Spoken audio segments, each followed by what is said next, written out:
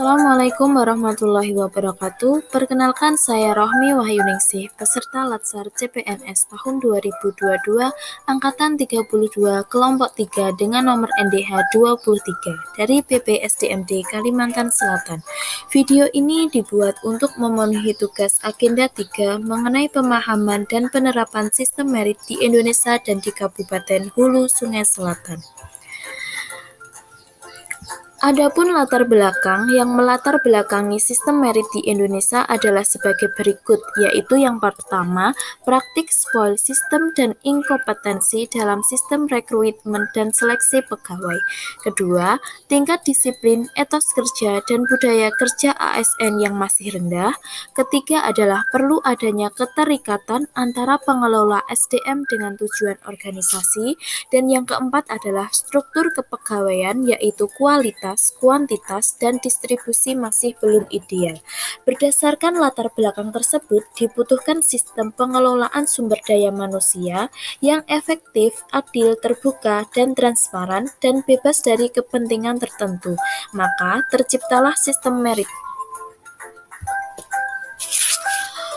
Untuk definisi sistem merit itu sendiri adalah kebijakan dan manajemen ASN yang berdasarkan kualifikasi, kompetensi, dan kinerja secara adil dan wajar, tanpa membedakan politik, ras, warna kulit, agama, asal-usul, jenis kelamin, status pernikahan, umur, dan kondisi kecacatan.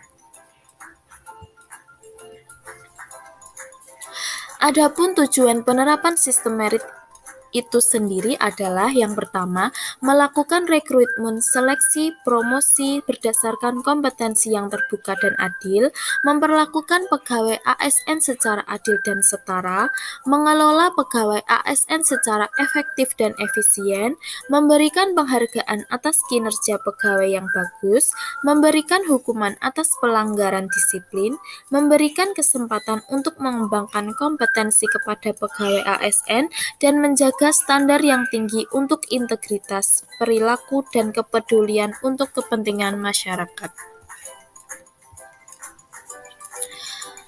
Adapun prinsip dari sistem merit antara lain yang pertama, keadilan dan kewajaran, kemudian kedua, berbasis kinerja, dan yang ketiga adalah objektif. Sistem merit memiliki manfaat baik bagi organisasi maupun ASN.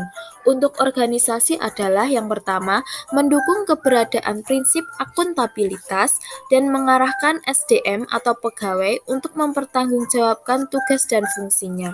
Sedangkan untuk ASN itu sendiri memiliki manfaat, yaitu menjamin keadilan dan menyediakan ruang keterbukaan dalam perjalanan karir seorang pegawai, dan pegawai memiliki kesempatan yang sama untuk meningkatkan kualitas diri.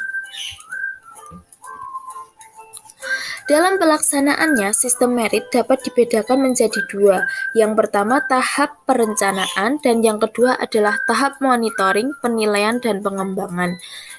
Untuk tahap perencanaan, yaitu yang pertama, perencanaan kebutuhan pegawai yang harus mendukung sasaran organisasi. Kemudian, pegawai ASN terpilih memiliki pengetahuan, keterampilan, perilaku yang dibutuhkan jabatan atau organisasi. Dan yang ketiga adalah pegawai ditempatkan sesuai perencanaan, tidak berdasarkan pilihan subjektif.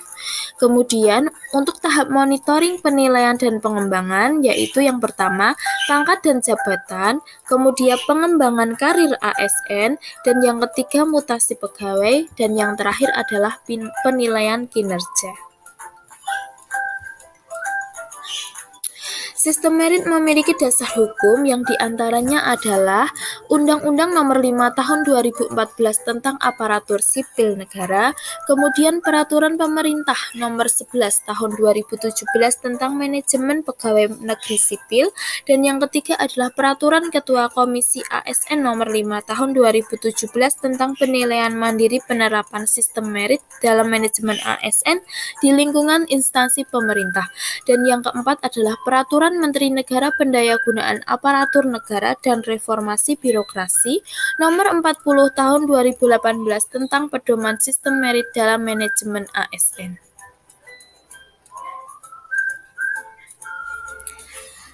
Penerapan sistem merit di Indonesia yaitu proses rekrutmen ASN di Indonesia sesuai dengan peraturan yang berlaku.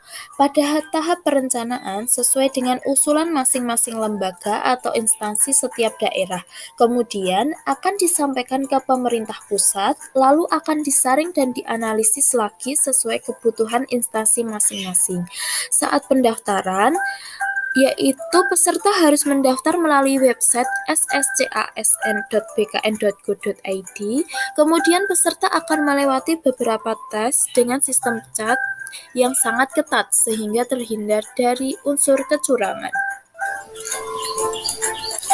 Sedangkan untuk penerapan sistem merit di Kabupaten Hulu Sungai Selatan adalah perekrutan calon ASN secara terbuka melalui situs sscasn.bkn.go.id dan diumumkan di web resmi di BKP SDM Hulu Sungai Selatan. Kemudian pelaksanaan tes CASN dengan menggunakan sistem chat dan saat SKD Live Score ditayangkan melalui kanal YouTube BKP SDM HSS. Selain itu, juga adanya sistem elektronik penilaian kinerja pegawai di web resmi pemerintah Kabupaten Hulu Sungai Selatan dan adanya aplikasi e-kinerja terkait promosi dan mutasi pejabat struktural dan fungsional Kabupaten Hulu Sungai Selatan. Untuk kesimpulannya yaitu dengan adanya penerapan sistem merit, maka pengangkatan pegawai, mutasi, promosi, penggajian, penghargaan, dan pengembangan karir pegawai didasarkan pada kualifikasi, kompetensi, dan kinerja pegawai, sehingga dapat meningkatkan rasa keadilan serta meningkatkan kompetensi dan kinerja, yang sangat berpengaruh pada reformasi birokrasi pemerintahan Indonesia, sehingga menghasilkan ASN yang profesional, berintegritas, netral, dan kinerja tinggi. Sekian materi mengenai pemahaman dan penerapan sistem merit di Indonesia. Wassalamualaikum warahmatullahi wabarakatuh.